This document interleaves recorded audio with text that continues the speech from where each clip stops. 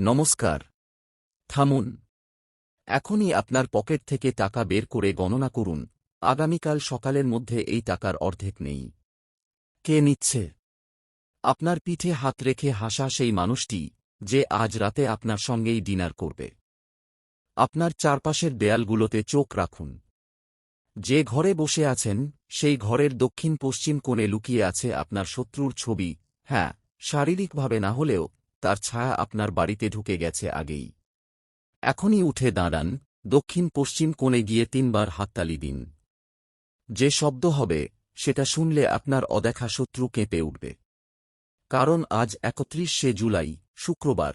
এই দিনে মা সন্তোষী ও হনুমানজির মিলিত শক্তি পৃথিবীতে নেমেছে, আর সেই শক্তি আপনার বাড়ির প্রতিটি কোণে আগুনের মতো ছড়িয়ে পড়ছে। কিন্তু আপনি যদি এখনই অ্যাকশন না নেন, তাহলে এই আগুন আপনার জিনিসপত্র পুড়িয়ে দেবে না, পুড়িয়ে দেবে আপনার ভবিষ্যতের সমস্ত সুযোগ। আমি যা বলছি তা কিন্তু সাধারণ কথোপকথন নয়। আমি বলছি কারণ আগামীকাল 31শে জুলাই, বাংলাদেশ সময় সকাল 6টার সময় যখন সূর্য উঠবে, আপনার জন্মরাশি মেষের 7ম ঘরে শনি ও 10ম ঘরে মঙ্গল পরস্পরের দিকে তাকিয়ে থাকবে। এই দুটি গ্রহ যখন একে অপরকে দেখে, তখন পৃথিবীতে যুদ্ধ ঘোষিত হয়। আপনার জীবনে সেই যুদ্ধ শুরু হচ্ছে আগামীকাল ভোর 4:55, ঠিক যখন চন্দ্র ধনিষ্ঠা নক্ষত্র থেকে শতভিসায় প্রবেশ করবেন। সেই মুহূর্তে আপনার ঘুম ভেঙে যেতে পারে হঠাৎ করে, এবং আপনি দেখবেন আপনার শরীর ঘামে ভেসে গেছে। এই ঘাম কিন্তু সাধারণ নয়, এটা আপনার অন্তরের ভয়ের প্রতিফলন। কিন্তু মেষ রাশির মানুষ, আপনি কি কখনো ভয় পেয়েছেন? না, আপনি তো যোদ্ধা।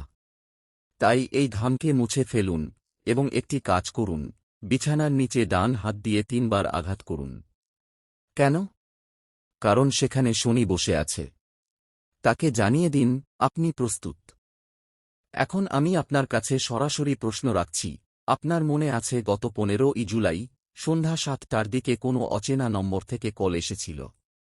যেই কলটা আপনি কাট দিয়েছিলেন। আমি বলছি, সেই কলটা কিন্তু আপনার জীবনের একটি বড় টার্নিং পয়েন্ট ছিল। আগামীকাল সেই একই নম্বর থেকে আবার কল আসবে, কিন্তু এবার আপনি কাট দেবেন না। আপনি কল রিসিভ করবেন। কারণ সেই কলের ওপারে আছে আপনার সুযোগ, আপনার একটি পুরনো বকেয়া টাকা ফেরত পাওয়ার সুযোগ। কিন্তু সাবধান, সেই কলের সঙ্গে লুকিয়ে আছে আপনার শত্রুর ফাঁদ। আপনাকে বলা হবে, আপনার টাকা ফেরত দিতে আমাদের আপনার ব্যাংক ডিটেইলস দরকার। আপনি যদি ডিটেইলস দেন, তবে আপনার পুরো অ্যাকাউন্ট খালি হয়ে যাবে। তাই আমি বলছি, আগামীকাল সেই কল এলে আপনি উত্তর দেবেন, কিন্তু কোনো তথ্য দেবেন না। বলবেন, আমি নিজেই ব্যাংকে এসে নিচ্ছি। এই এক লাইন আপনার ভাগ্য বদলে দিতে পারে। এখন কথা বলি আপনার সেই শত্রুর কথা, যে আপনার মাথার ওপর কাঁচি নিয়ে দাঁড়িয়ে আছে। আমি জানি আপনি ভাবছেন, আমার তো শত্রু নেই। আমি তো সবার সাথে ভালো ব্যবহার করি। কিন্তু মেষ রাশির জাতক, আপনার সোজাসাপটা স্বভাবই আপনার শত্রুর অস্ত্র হয়ে দাঁড়িয়েছে। আপনার কাছের একজন, যে আপনার প্রতিটি পদক্ষেপ নোট করে, যে আপনার ফেসবুক পোস্ট, আপনার ইনস্টাগ্রাম স্টোরি, আপনার প্রতিটি গল্প মন দিয়ে পড়ে, সে কিন্তু আপনার দুর্বলতা খুঁজছে। আগামীকাল সে আপনার সঙ্গে দেখা করতে চাইবে। হয়তো কফি খাওয়ার জন্য বলবে, বা অফিসের ক্যান্টিনে মুখোমুখি হবে। সে খুব মিষ্টি কথা বলবে, কিন্তু তার চোখের কোণে লুকানো থাকবে হিংসা। সেই চোখ পড়তে শিখুন। যদি কারো চোখ যখন আপনার সঙ্গে কথা বলে তখন মানিকে তাকায়, তাহলে বুঝবেন সে মিথ্যে বলছে। আর সেই মানুষটি আগামীকাল আপনার বসের কানে গিয়ে ফু দেবে যে আপনি কোম্পানির গোপন তথ্য বাইরে লিক করছেন। আমি আগেই বলছি যেন আপনি প্রস্তুত থাকেন। আগামীকাল অফিসে গিয়ে সরাসরি আপনার বসকে বলুন, স্যার, আমার সম্পর্কে কেউ কিছু বললে আমাকে জানাবেন। এই আত্মবিশ্বাস দেখিয়ে দিন। মেষ রাশির মানুষ যখন আত্মবিশ্বাস দেখায়, শত্রু আড়ালে চলে যায়। আমি এখন আপনাকে একটি কাজ করতে বলছি। এখনই উঠুন, আপনার মানিব্যাগটা খুলুন এবং দেখুন, তাতে কি কি আছে। কোনো পুরনো রেসিপি আছে? কোনো অচেনা কয়েন আছে? আগামীকাল সকালে সেই মানিব্যাগ থেকে সব পুরনো রসিদ বের করে ফেলে দিন। কারণ সেই রসিদগুলোতে লেগে আছে আপনার অতীতের আর্থিক ভুলগুলো, যেগুলো আপনার ভবিষ্যৎকে আটকে রেখেছে। আর মানিব্যাগে যদি কালো রঙের কিছু থাকে, যেমন পুরনো কালো কার্ড, সেটা আগামীকাল রাস্তায় ফেলে আসুন। কালো রং শনি গ্রহের রং, আর শনি যখন মেষ রাশিতে বসে তখন কালো জিনিস আপনার টাকা গ্রাস করে। তার বদলে মানিব্যাগে একটি লাল সুতো বেঁধে রাখুন। লাল রং মঙ্গলের রং, আপনার অধিপতি। এটা আপনার টাকাকে সুরক্ষা দেবে। এখন আপনার ঘরের সদস্যদের নিয়ে কথা বলি। আগামীকাল আপনার বাড়িতে খুব ছোট্ট একটি ঘটনা ঘটতে চলেছে, যা আপনি হয়তো গুরুত্ব দেবেন না। আপনার ছেলে বা মেয়ে অথবা ছোট ভাই বোন আপনার কাছে নতুন একটি জিনিস চাইবে। হয়তো খেলনা, নয়তো কিছু পোশাক অথবা নতুন ফোন। আপনি হয়তো বলবেন, আগামীকাল নিয়ে দেব, কিন্তু আমি বলছি, আগামীকাল নয়, এখনই নিয়ে দিন। কারণ বাচ্চাদের চাওয়া কিন্তু সরাসরি দেবী লক্ষ্মীর ইঙ্গিত। তারা যখন কিছু চায় তখন সেই চাওয়ার পেছনে ঈশ্বরের বার্তা থাকে। আপনি যদি এখনই তা পূরণ করেন, তবে আপনার ঘরে লক্ষ্মী স্থায়ী হন। আর যদি না বলেন, তবে আগামীকাল আপনার ঘরে সেই জিনিসের অভাবে অশান্তি তৈরি হবে, এবং সেই অশান্তি আপনার মানসিক শান্তি কেড়ে নেবে।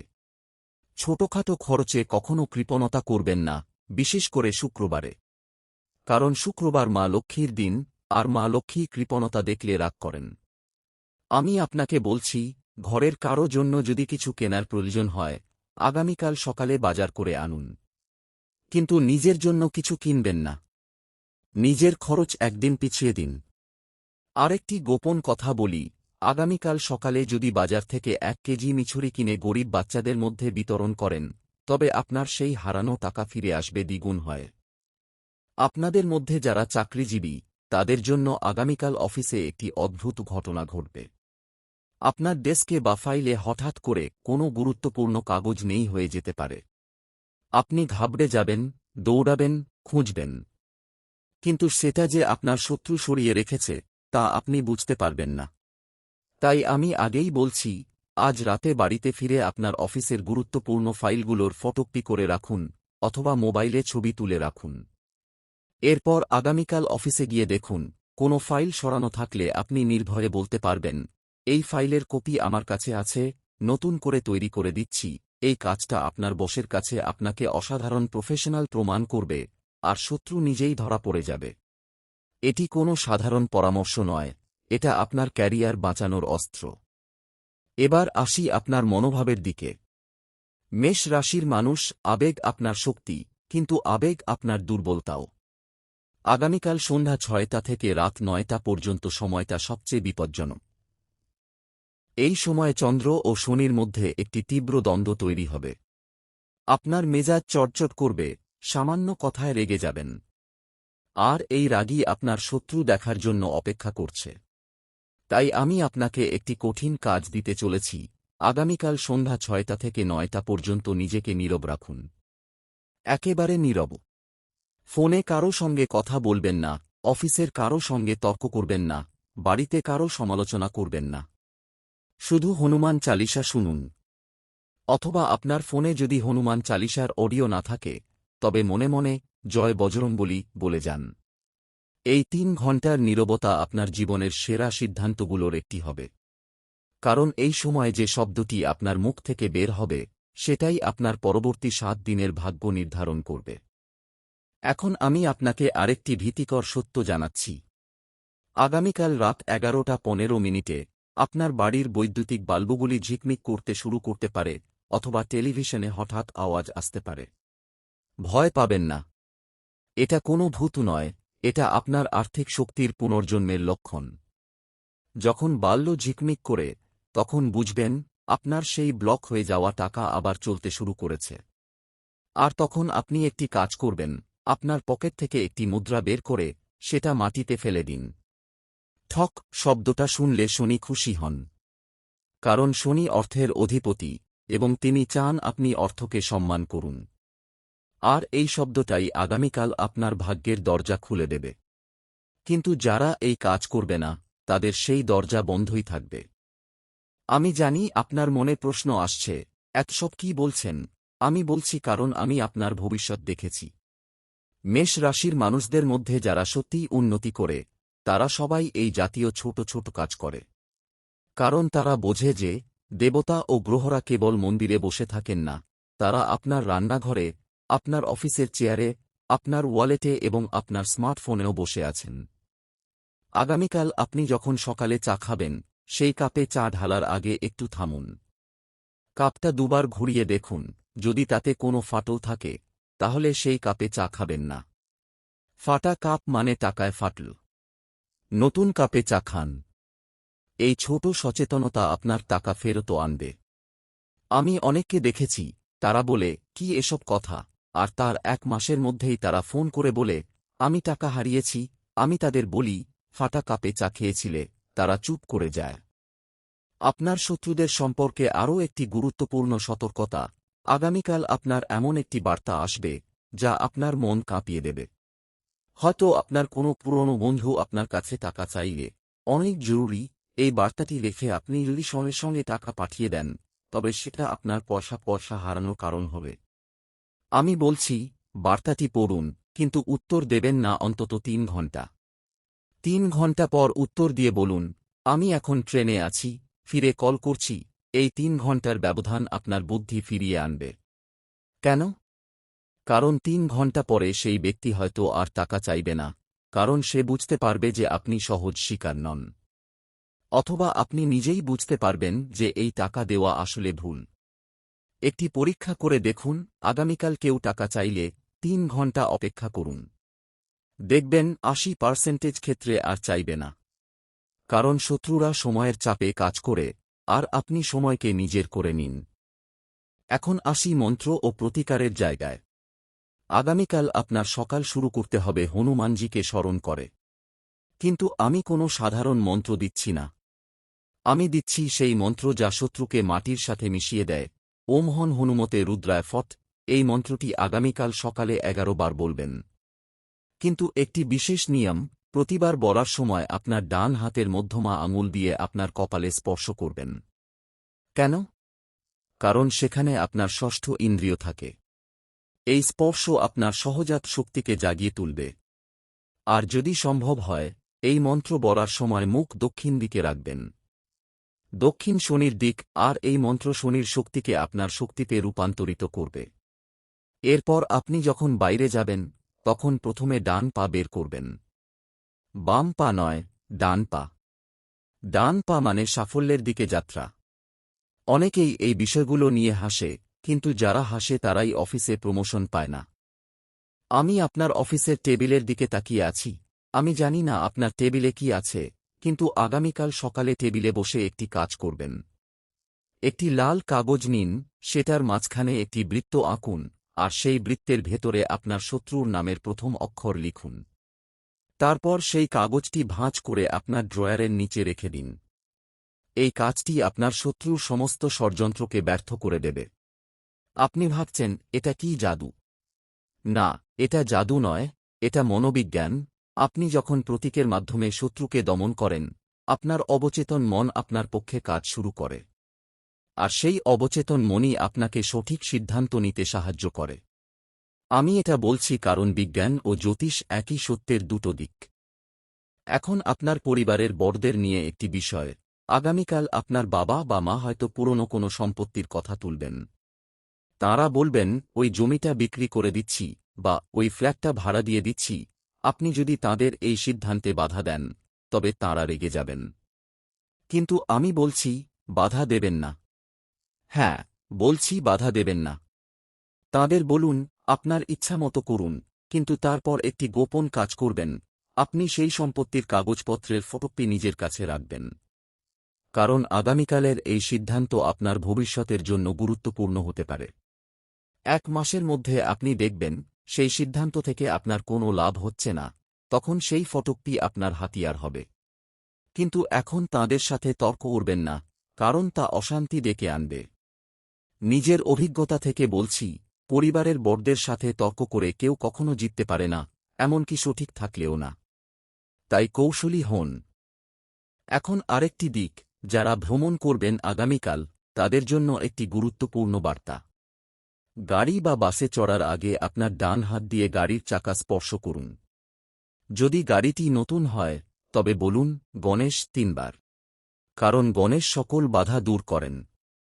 আর রাস্তায় যদি কোনো কালো বিড়াল আপনার সামনে দিয়ে যায়, তাহলে রাস্তা থামিয়ে দাঁড়িয়ে যান। 5 মিনিট অপেক্ষা করুন। কারণ কালো বিড়াল শনির বাহন, আর সে যখন আপনার সামনে আসে তখন শনি আপনাকে সাবধান করছেন। 5 মিনিট সময় নষ্ট মানে আপনার প্রাণ বাঁচানো। আমি অনেক দুর্ঘটনা দেখেছি যেগুলো এই ছোট সতর্কতা এড়ালেই ঘটে। আপনি মেষ রাশি, আপনাকে বুদ্ধি করে চলতে হবে, শুধু সাহস করে নয়। এখন আসি আপনার স্বাস্থ্যের কথা। আগামীকাল আপনার মাথা ভারী লাগতে পারে বা চোখে কিছু সমস্যা দেখা দিতে পারে। এটা গ্রহণের প্রভাব।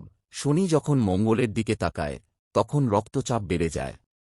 তাই আগামীকাল সকালে ঘুম থেকে উঠে 1 গ্লাস ঠান্ডা জলে 1 চিমটি লবণ মিশিয়ে পান করুন। এরপর 15 মিনিট বসে থাকুন, কোনো কাজ করবেন না, শুধু শ্বাস প্রশ্বাসের দিকে মন দিন।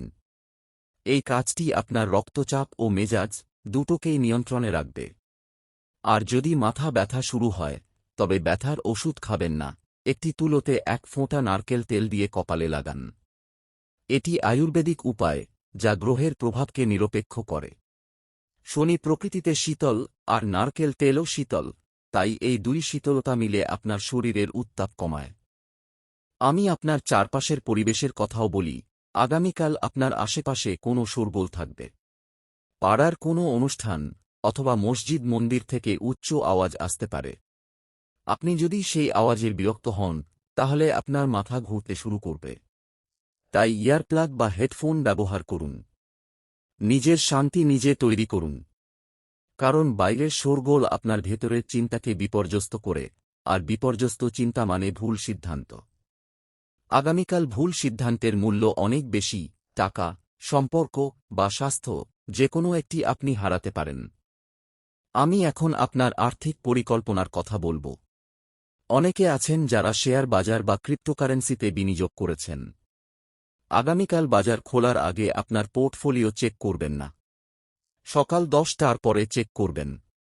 কারণ সকাল 10টার আগে চন্দ্র মীন রাশিতে থাকবেন, যা মেষ রাশির জন্য বিভ্রান্তি তৈরি করে। সকাল 10টার পর চন্দ্র যখন মীন ছেড়ে যান তখন আপনি পরিষ্কার দেখতে পাবেন। আর যদি কোনো স্টক খুব বেড়ে যায় তাহলে লোভ করবেন না, বিক্রি করে দিন। লোভ আপনার সর্বনাশ করবে।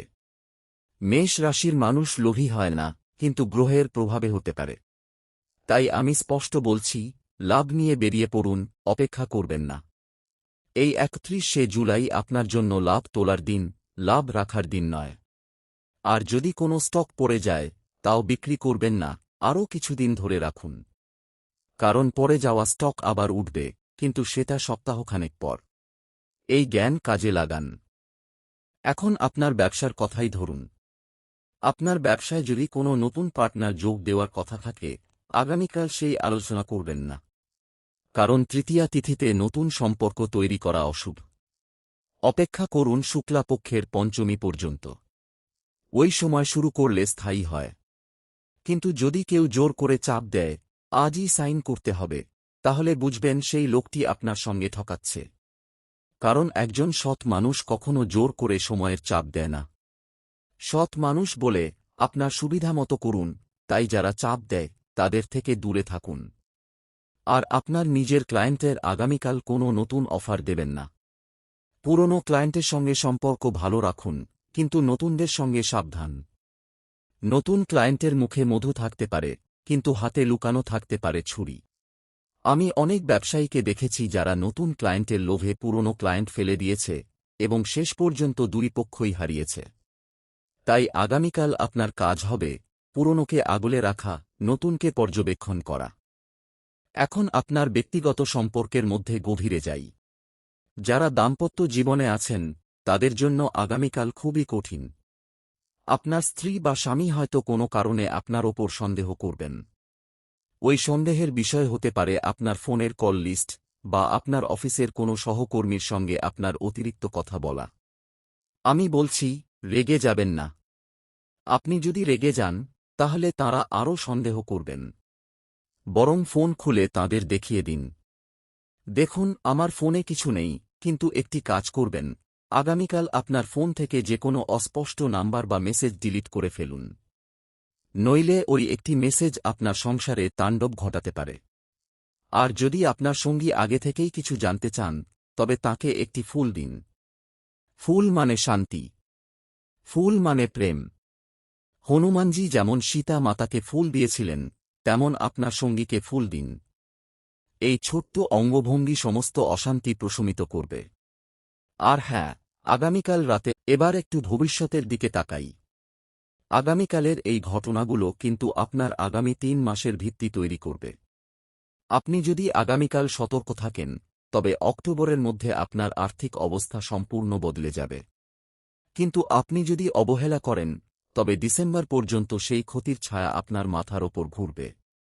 আমি এটা বলছি না শুধু ভয় দেখানোর জন্য, আমি এটা বলছি কারণ গ্রহের চক্র এমন। মেষ রাশির 2026 সালের শেষার্ধে একটি বড় উত্থান আছে, কিন্তু সেই উত্থানের আগে আপনাকে এই শুক্রবারের পরীক্ষা দিতে হবে।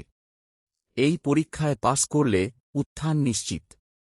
ফেল করলে আবার অপেক্ষা করতে হবে 2027 সাল পর্যন্ত। তাই আপনি কোনো পথ বেছে নেবেন।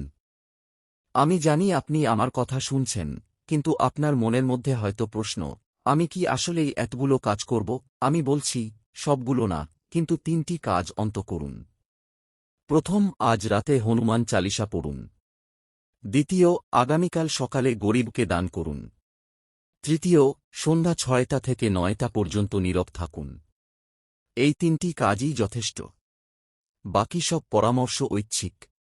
কিন্তু এই 3টি কাজের মধ্যে যদি একটি কাজও বাদ পড়ে, তাহলে আমি বলবো, আপনি ঝুঁকি নিচ্ছেন।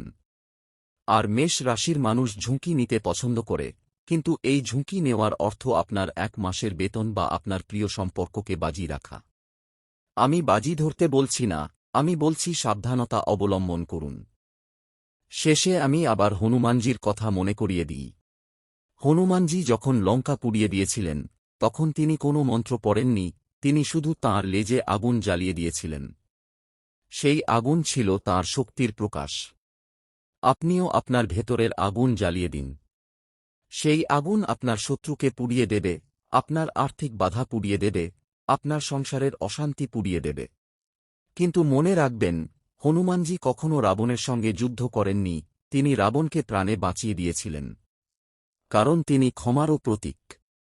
তাই আপনি যদি শত্রুকে ক্ষমা করেন, তবে আপনার ক্ষমা আপনার পুণ্য হিসেবে ফিরে আসবে। আর এই 31শে জুলাই, শুক্রবার, মা সন্তোষীর দিনে ক্ষমা করাই সবচেয়ে বড় প্রতিকার। আমি আপনার জন্য প্রার্থনা করি, হনুমানজি আপনার বুদ্ধি ও শক্তি দেন, মা সন্তোষী আপনার ঘরে শান্তি আনেন, আর মা লক্ষ্মী আপনার টাকার প্রবাহ খুলে দেন। কিন্তু আমি যত প্রার্থনা করি, তার চেয়ে বেশি দরকার আপনার নিজের কর্ম। তাই আজ রাতেই শুরু করুন। এখন থেকেই মানিব্যাগ থেকে পুরনো রসিদ বের করুন। এখন থেকেই ঘরের দক্ষিণ কোণ পরিষ্কার করুন। এখন থেকেই হনুমান চালিসার অডিও ডাউনলোড করে রাখুন। কারণ যখন সকাল হবে, তখন সময় কম। এখন যা করার এখনই করুন।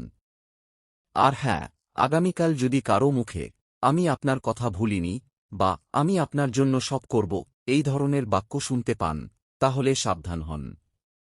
কারণ অতিরিক্ত মিষ্টি কথা বলার মানুষগুলোর ভেতরেই থাকে সবচেয়ে বেশি বিষ। মেষ রাশির মানুষ সরল, আপনি এই মিষ্টি কথায় পটে যাবেন না। বলবেন, আমি দেখছি, সময় বলে দেবে, আপনার মুখে হাসি থাকবে, কিন্তু চোখ থাকবে সতর্ক।